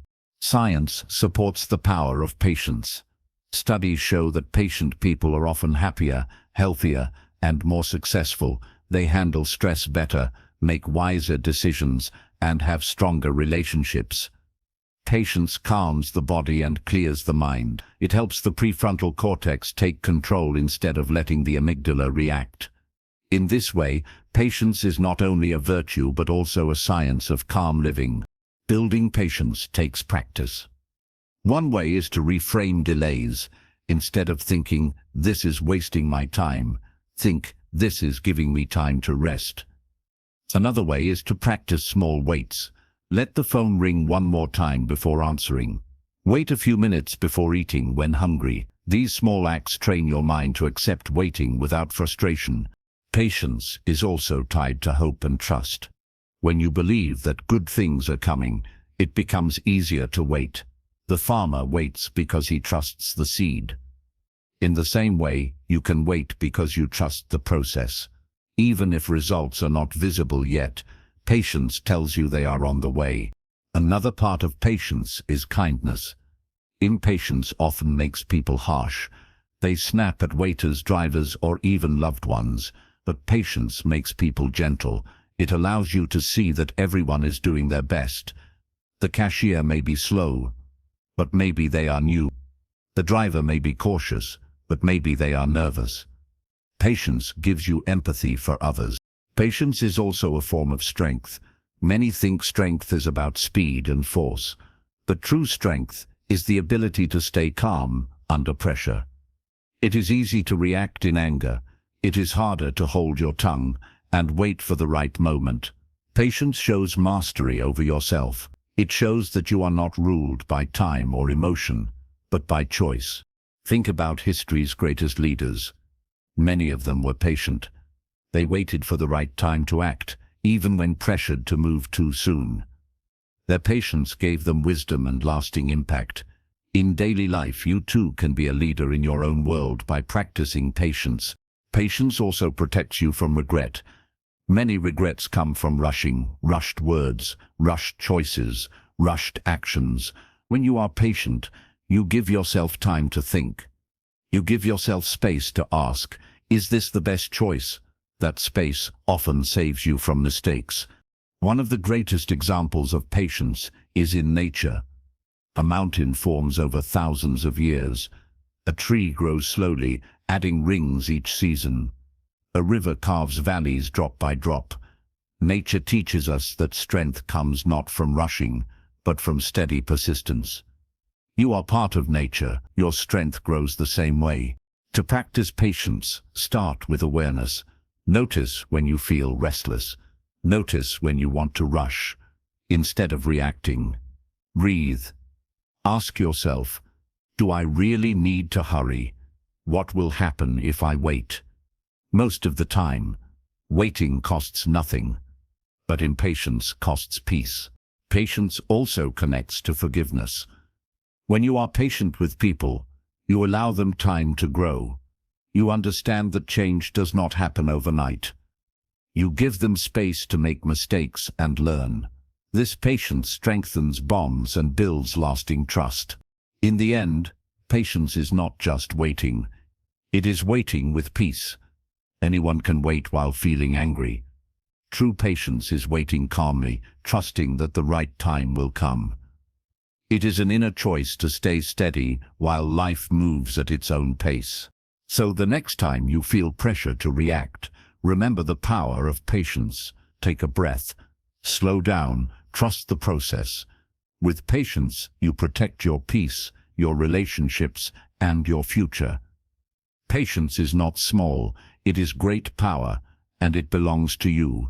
In the next chapter, we will explore how to practice mindfulness and presence, and how living in the moment reduces reactivity. But never forget this truth. Impatience makes you weak. Patience makes you strong. The more you practice patience, the more power you hold over your emotions and your life. Chapter 14. Practicing mindfulness and presence. One of the strongest ways to stop reacting is to practice mindfulness and presence. Mindfulness means paying attention to the present moment without judgment. Presence means being fully here, not lost in the past or worried about the future. Together, mindfulness and presence give you calmness, clarity, and control. They help you see your emotions before they control you. Most people live on autopilot. They eat without tasting, walk without noticing, and speak without thinking. Their minds are busy with memories of yesterday or worries about tomorrow. Because of this, they react without awareness. They shout before they realize they are angry. They panic before they realize they are afraid. Mindfulness changes this. It slows down the mind so you can see what is happening right now. Imagine you are drinking a glass of water. Usually you might drink it quickly without noticing, but if you drink it mindfully, you feel the coolness on your tongue, the way it slides down your throat, the way it refreshes your body. In that moment, you are fully present. Your mind is not racing, you are calm. This simple act trains your brain to focus on now, instead of running away with emotions. Mindfulness is powerful, because emotions often come from being trapped in time. Anger is usually tied to the past, something someone said or did before. Anxiety is tied to the future. What might happen, what could go wrong. But when you are fully present, the past and future lose their grip. You see only what is here, in this space. Emotions calm down, and you stop reacting. Practicing mindfulness can be simple. One method is mindful breathing. Sit still, close your eyes, and focus on your breath. Notice the air moving in and out. When your mind wanders, gently bring it back to the breath. Even a few minutes of this practice builds awareness. Over time, you learn to notice your emotions the same way you notice your breath. They rise, they fall, and you watch them without being carried away. Another practice is mindful walking. As you walk, pay attention to each step. Notice the ground under your feet, the rhythm of your body, the sights and sounds around you. This grounds you in the present moment. It reminds you that life is happening now, not only in your thoughts. Mindfulness can also be practiced in conversations. Instead of planning your reply while someone talks, listen fully. Notice their words, their tone, their emotions. This presence changes the way you respond. Instead of reacting quickly, you respond with care. It strengthens relationships and reduces conflict. Presence is also about slowing down. In modern life, people rush from one thing to another. They eat fast, talk fast, think fast, and react fast. But presence invites you to slow down, to notice the small details, to give full attention to the person in front of you, to be here now. When you live with presence, reactivity fades. You are no longer pushed by speed. You are guided by calm attention. Mindfulness is not about escaping reality. It is about facing reality clearly. For example, if you feel angry, mindfulness does not mean pretending the anger is not there. It means noticing, I am feeling anger right now. My chest feels tight. My thoughts are racing. By noticing, you create space between you and the anger. You stop being inside the emotion and begin to observe it. This distance is what gives you control. Science shows that mindfulness changes the brain. Regular practice strengthens the prefrontal cortex, the part of the brain that makes wise choices. It also reduces activity in the amygdala, the part that reacts with fear and anger.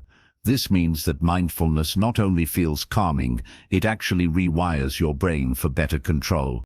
Another part of mindfulness is acceptance. Instead of fighting emotions, you accept them. If you feel sadness, you notice it and let it be. If you feel anxiety, you notice it without judgment. Strangely, when you stop fighting emotions, they lose power. They pass more quickly. Fighting them often makes them stronger, but accepting them allows them to fade. Practicing presence also builds gratitude. When you pay attention to small moments, you see beauty where you once ignored it. The smile of a child, the sound of birds, the taste of food, the warmth of sunlight. These small joys calm the heart. They remind you that even in stress, life has gifts. Gratitude strengthens patience and reduces reaction. Mindfulness can also help with triggers. When something upsets you, instead of reacting, you notice your body. You feel your heart racing, your jaw tightening, your thoughts speeding up. This awareness tells you, I am being triggered. In that moment, you can pause, breathe, and choose not to react. Without mindfulness, the trigger controls you. With mindfulness, you control yourself. It is important to remember that mindfulness is practice, not perfection. At first, your mind will wander. You may forget to stay present. That is normal. The goal is not to stay mindful all the time. The goal is to return to mindfulness. Whenever you notice you are lost, each return is a success. Each return builds the habit. Presence also connects you to others in deeper ways. When you are fully present with someone, they feel valued. They feel seen. Many conflicts come because people do not feel heard. By giving presence, you heal this. You create trust and respect. Mindfulness is not limited to meditation. You can practice it in any activity. Eating, walking, washing dishes, even brushing your teeth can be mindful if you give full attention. These small practices slowly change the way you live. They train your brain to stay calm, focused, and less reactive. In daily life, presence can save you from regret. When you are present, you notice your words before you speak them. You notice your choices before you act. This awareness helps you avoid saying or doing things you would later regret. It gives you wisdom in the moment. So, the next time you feel emotions rising, practice mindfulness. Breathe, notice your body, notice your thoughts. Stay present with what is happening, not with what happened yesterday or what may happen tomorrow. Presence is the doorway to peace. In the next chapter, we will explore building healthy boundaries and how they protect you from emotional reactions. But never forget this: mindfulness and presence are not just practices, they are ways of living. The more you live in the present, the less control your emotions have over you. When you are fully here, you are fully free. End chapter 15, Setting Boundaries for Emotional Control. One of the most powerful ways to control your emotions is to set healthy boundaries. A boundary is like a line that protects your peace.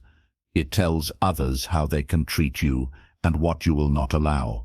Without boundaries, people can push you, use you, and drain you. With boundaries, you protect your time, energy, and emotions. Boundaries are not walls. They do not shut people out. They are doors with rules. A door lets people in, but it also closes when needed. In the same way, boundaries let healthy relationships grow while keeping harm away. When you set boundaries, you do not react to every small thing because you already know where you stand. Many people struggle with boundaries because they are afraid. They fear others will be angry or reject them. But without boundaries, life becomes full of stress. You may say yes when you want to say no. You may stay quiet when someone disrespects you. Each time, your emotions build up until they explode in reaction. Boundaries prevent this. They give you strength to speak calmly before things get out of control. Imagine a neighbor who always comes over uninvited. Without boundaries, you may let them in even when you are tired and later feel angry inside. With a boundary, you can kindly say, "I need time alone right now. Let's meet another day." This simple statement protects your peace and prevents hidden resentment. Boundaries are also important in work. If a boss or coworker keeps giving you extra tasks, you may feel overwhelmed. Without boundaries, you may explode one day in frustration.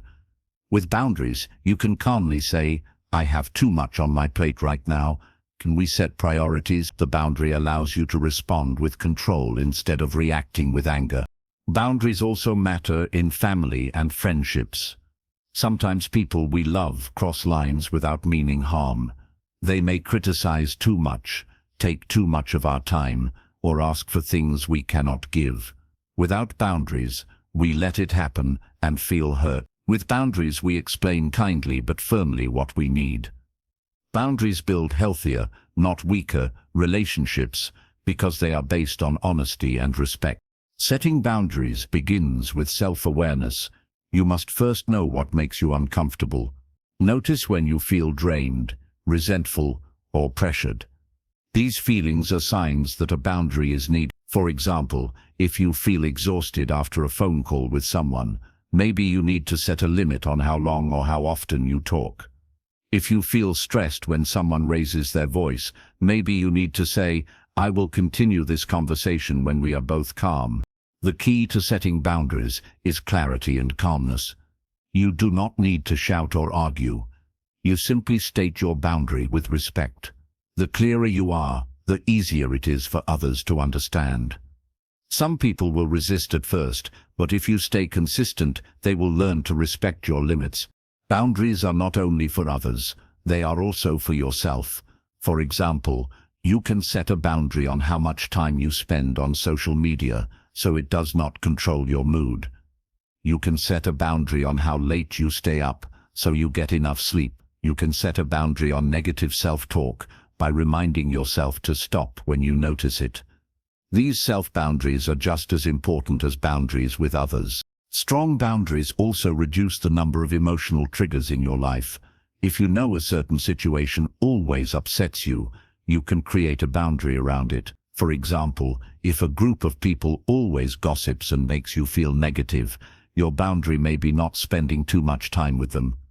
If a family member criticizes you often, your boundary may be limiting how long you stay in the conversation. These limits protect your peace and reduce chances of reaction. It is important to remember that boundaries are not selfish. Many people think saying no is unkind, but saying yes when you are overwhelmed is dishonest. Real kindness comes from honesty. Boundaries allow you to give from a full heart instead of an empty one. They keep relationships healthy and balanced. Setting boundaries takes courage at first. People may not like it. They may try to push back. But with practice, boundaries become natural. The more you protect your peace, the more respect you earn. People begin to see you as calm, strong, and clear. They may even set healthier boundaries themselves, inspired by you. Boundaries are also a sign of self-respect. When you respect yourself, others learn to respect you. If you let people walk over you, they will.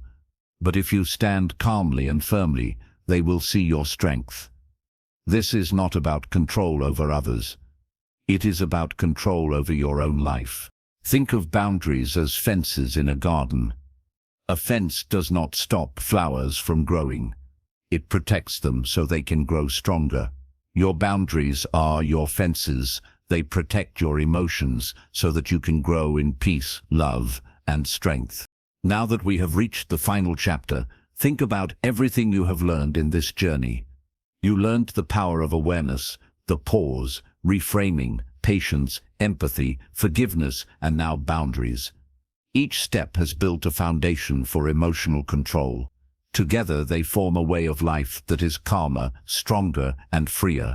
The power of not reacting is not about never feeling. It is about feeling fully without being ruled by your emotions.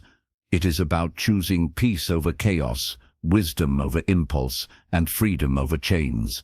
It is about becoming the master of your inner world, so that no matter what happens outside, you remain steady inside. As you leave this audiobook, remember that this is not the end, but the beginning. Emotional control is a practice, not a one-time lesson. Each day will bring chances to react. Each day will also bring chances to pause, to breathe, to respond with intention. Each day you can choose growth. The world does not need more reaction. It needs more calm, more patience, more understanding. By practicing what you've learned here, you can bring that to your life and to those around you. Your peace will inspire peace in others. Your calm will create calmness in your world. So set your boundaries, protect your heart, choose your responses, and most of all, live with the power of not reacting. Because when you control your emotions, you do not just change yourself, you change everything around you.